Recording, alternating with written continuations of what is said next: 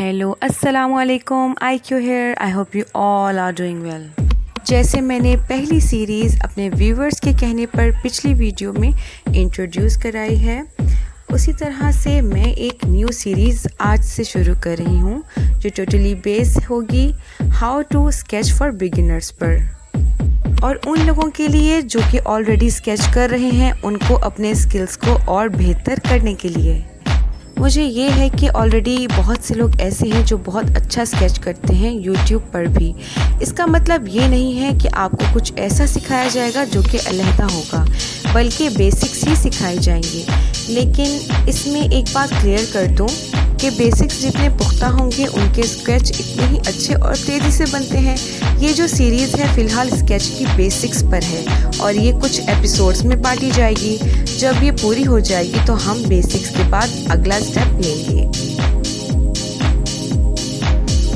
हम हर क्लास में कुछ हिस्सा कवर करेंगे जो बेस होगा फीचर 1 पे, ताकि आप हर चीज़ को अच्छी तरह समझ सकें। कुछ समझ ना आए तो आप कमेंट सेक्शन में पूछ सकते हैं, और अगर किसी ने अपना आर्ट शेयर करना है मेरे साथ या कुछ समझना है तो वो मेरे फेसबुक के पेज में जाए और वहाँ पे मुझे DM कर दे। हमारा पहला पार्ट फेस स्केच पर होगा, क्योंकि किसी भी इंसान का या कैरेक्टर का स्केच या इवन पिक्चर भी खींचते हो सबसे पहले फेस पर ही नज़र पड़ती है, क्योंकि फेस जितना अच्छा बनता है तो आपके स्केच का बाकी हिस्सा कवर हो जाता है।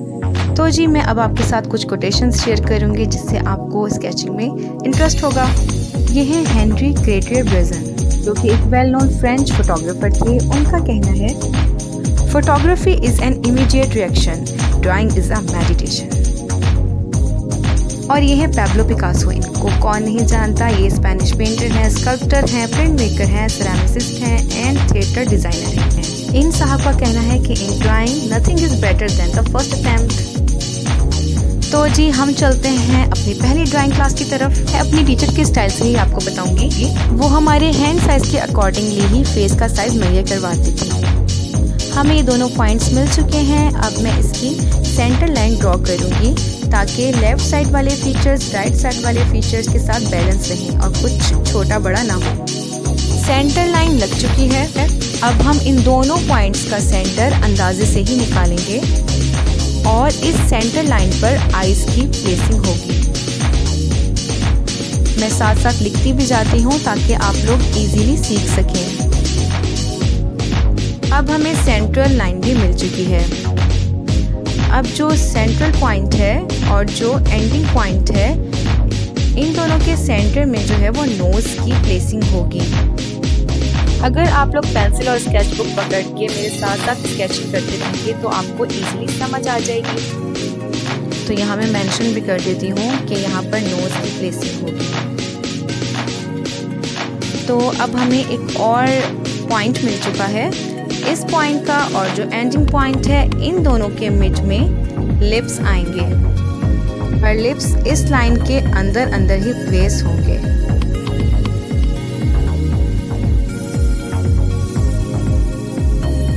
तो अब मैं आपको एक और अहम बात बताती चलूँ कि हमारी एक जो नॉर्मल आई का साइज़ होता है और आईज़ के बीच में जो फासला होता है वो एक आई के साइज़ के बराबर होता है। तो मैं उसी तरह से इसको मेजरमेंट कर रही हूँ। अब मैं साथ साथ आईज़ भी बनाऊँगी, लेकिन हल्का फुल्का ही स्केच करूँगी, क्योंकि नेक्स्ट एपिसोड्स जो आ रहे हैं उनमें मैं डिटेल हर फीचर के बारे में आप लोगों को सिखाऊँगी। जहाँ आई बॉल होता है वहाँ ऊपर जो है आईलिड वो थोड़ी फ्लैट होती है और उसकी साइड्स जो होती हैं वो थोड़ी राउंड शेप में होती हैं। किसी की आँख छोटी होती है, बड़ी होती है, लेकिन जो इसका सेंट्रल साइज़ है वो एक आई के बराबर ही होगा। तो सेंट्रल पॉइंट और अपर पॉइंट के सेंटर में फोरहेड प्लेस होता है। तो यहाँ मैं लिख भी देती हूँ ताकि आप मेरे साथ साथ लिखते रहें और आपके जहन में बैठ जाए। तो अब मैं फोरहेड और सेंट्रल पॉइंट यानी आईज वाले पॉइंट का भी सेंटर ले रही हूँ, जिसके अंदर अंदर आईब्रोज प्लेस होंगी। तो मैं लाइन को बड़ा भी कर रही हूँ ताकि मैं आपको इसके अंदर अंदर जो है वो आईब्रोज प्लेस करके दिखाऊँ। फिर वही बात कि आईब्रोज किसी की मोटी पतली हो सकती हैं, लेकिन एक एवरेज जो आईब्रोज़ हैं या एक नॉर्मल बंदे की हैं, मैं उसी के साथ आपको सिखा रही हूँ। अब मैं आईलिड भी बना देती हूँ, बहुत डिटेल नहीं बता रही, लेकिन एक आपको फेस का प्रॉपर फीचर्स और डायरेक्शंस पता चल जाए और प्लेसिंग भी। जो आईब्रो का कर्व है वो इस लाइन के अंदर अंदर आएगा, यानी इस लाइन को टच करेगा, इस तरह से देखें। अब दूसरी साइड की भी आईब्रो बना रही हूँ। सेंटर लाइन लगाने का यही फ़ायदा होता है कि लेफ़्ट साइड और राइट साइड वाले फीचर्स दोनों सेम बनते हैं उनके साइज़ के हिसाब से, यानी कोई भी चीज़ छोटी बड़ी नहीं होती। अब आइज़ के प्लेसिंग पॉइंट और एंडिंग पॉइंट का जो सेंटर है, यानी जो मैंने नोज़ मेंशन भी किया हुआ है, वहाँ पर मैं नोज़ बना रही हूँ। अभी मैं आपको सरसरी सा बता रही हूँ, इसलिए फ़ीचर्स पे ज़्यादा ध्यान मत दीजिएगा। और नोज़ की जो लाइंस हैं, यानी नोज़ ऊपर जाके आईब्रोज़ की लाइन के साथ मिलती है। दूसरी तरफ भी इसी तरह से कर रही हूँ, पर शेडिंग करते हुए कभी भी नोज़ की लाइंस जो है वो प्रोमिनेंट नहीं होती, बल्कि शेडिंग की इंटेंसिटी के साथ ही नोज़ की फॉर्म बिल्ड की जाती है। ये नोस्ट्रिल्स पे जो एक पॉइंट होता है ये शेडिंग के साथ ही प्रोमिनेंट होता है, लेकिन फ़िलहाल मैं आपको सिखा रही हूँ जस्ट इसकी शेप, तो मैं इसी तरह से ड्रॉ कर रही हूँ। अब नोज़ का और एंडिंग पॉइंट का मिडल जो मैंने लिप्स मेंशन किया हुआ है, वहाँ पर लिप्स प्लेस होते हैं। ये लिप का नीचे वाला पार्ट है, ये निचला होंठ है, और आई बॉल से मैं लिप्स की तरफ एक लाइन लगाऊंगी दोनों साइड पर, जहाँ पर लिप्स का एंडिंग पॉइंट आएगा। इस तरह से आपको पता चल जाएगा कि हमने लिप्स इसके अंदर अंदर ही रखने हैं। अल्लाह पाक ने इंसान का हर फीचर बहुत ही बैलेंस्ड प्रोपोर्शंस के साथ बनाया है। अब मैं लिप्स का सेंटर ड्रॉ कर रही हूँ और इसको इन दोनों लाइंस के अंदर ही कंप्लीट कर दूंगी। अब अपर लिप बना रही हूँ। तो अब आप लोगों को फेस के फीचर्स बैलेंस प्रोपोर्शंस के साथ नज़र आना शुरू हो गए होंगे।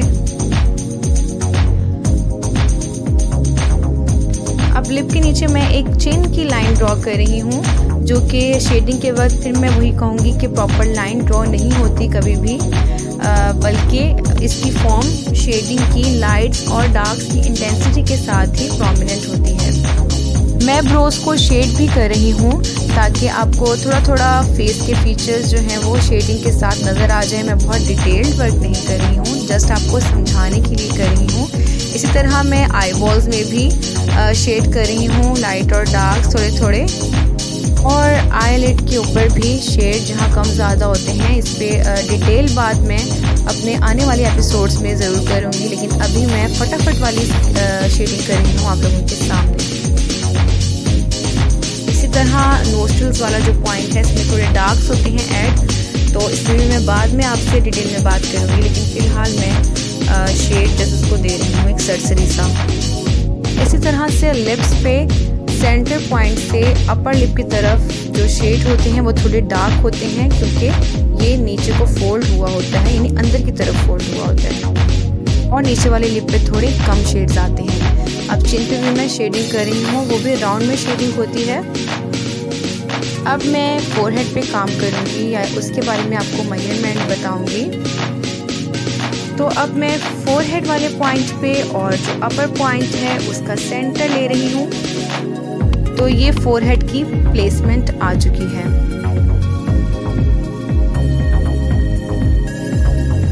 और जो ये अपर पॉइंट है इसको अगर मैं इसके साथ जोड़ूंगी तो ये जितना स्कल जितना होता है उतनी ही मेजरमेंट आ रही है। ये थोड़ा ओवल फेस वाली आंटी का फेस स्केच किया है मैंने। किसी का राउंड शेप फेस होता है, किसी का स्क्वायर होता है, किसी का ओवल फेस होता है, लेकिन सब शेप्स में फीचर्स की प्लेसिंग इसी मेथड के अकॉर्डिंगली होगी। तो जो स्कल के साथ एक कंप्लीट फेस होता है वो इस तरह होता है। अब मैं आपको ईयर्स की प्लेसमेंट बताऊंगी। ईयर का अपर पार्ट आई की लाइन से स्टार्ट होगा और एंडिंग इसके नोज़ वाले पॉइंट से, नोज़ वाली लाइन से होगी। आई थिंक अब आपको अच्छे तरीके से समझ आ रहा होगा। फेस बनाना ज़्यादा मुश्किल नहीं है, बस थोड़ी बहुत टेक्निक्स हैं। अगर इसको समझ लिया जाए तो आपको ये सब कुछ आसान लगेगा। अब मैं एयर शेप बना रही हूँ। अब मैं दूसरी तरफ भी एयर इसी तरह ड्रॉ कर दूँगी और अब आप देखेंगे कि राइट साइड और लेफ़्ट साइड के जो फीचर्स हैं वो परफेक्टली बैलेंस्ड हैं। अब हम लोग आएंगे हेयर्स की तरफ। मैंने आपको पहले भी बताया है कि यहाँ स्कल के साथ फेस की ड्राइंग है, क्योंकि बाल बिल्कुल स्कल के साथ चिपके हुए नहीं होते बल्कि थोड़े उठे हुए होते हैं। तो अब मैं बालों को भी ड्रॉ कर रही हूँ, लेकिन जो हमारा अपर पॉइंट था, जो यानी स्कल तक का पॉइंट था, उसके थोड़ा ऊपर जा सकते हैं। और ये काम आप अंदाजे से करेंगे, क्योंकि किसी के बाल थोड़े ऊपर होते हैं स्कल से ज़्यादा और किसी के नॉर्मल होते हैं। और जाहिर है ये कि एक गर्ल का फेस है, तो थोड़े फोरहेड पर भी बाल इसके मैंने बनाए हैं। आप लोग अंदाजे के साथ ही बालों को मज़ीद बढ़ा सकते हैं, जैसे कि मैं यहाँ कर रही हूँ। और मैं थोड़ा कर्व में भी लुक दे रही हूँ। और ये स्केच मैंने रात के 2 बजे बनाया है, तो मुझे तो ऐसा फील हो रहा है कि इस लड़की के फीचर्स थोड़े थके हुए हैं। इस पर मैं इंशाल्लाह आगे भी वीडियो बनाऊंगी कि आपके इनर के साथ या जो आप फील कर रहे हैं उसके साथ आपके स्केच का कितना गहरा ताल्लुक़ होता है और आपका स्केच आपके इनर फीलिंग्स को अच्छे से अयां करता है। अब मैं चीक्स की एक रफली शेडिंग दे रही हूँ। जस्ट लाइन के थ्रू ही शेड कर रही हूँ, बहुत डिटेल में नहीं कर रही।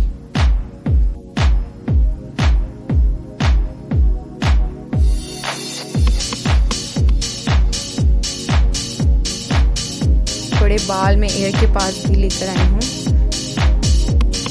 जो ज़्यादा अभी आप लोगों को फील नहीं हो रहे होंगे, क्योंकि मेरा मेन मकसद आज की वीडियो का था वो जस्ट फीचर्स की प्लेसिंग का था। हल्की फुल्की शेडिंग एयर्स पर भी कर रही हूँ।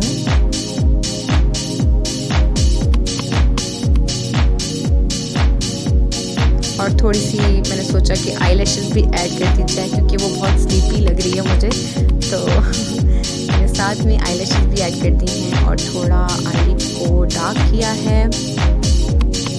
अंडर आई पे भी थोड़ा सा काम कर लेते हैं, चलते फिरते।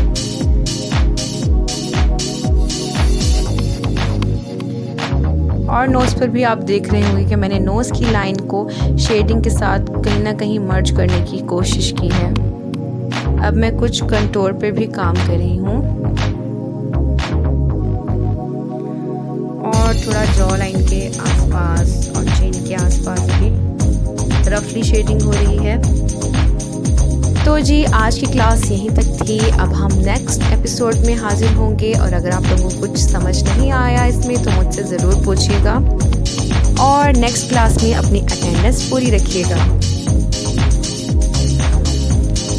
और जी जाते जाते मैं आप लोगों से शेयर करती हूँ कि behind every masterpiece lie the many failed attempts it look to create it. So घबराना नहीं और मेहनत करते रहें। Thanks for watching. अल्लाह हाफिज़।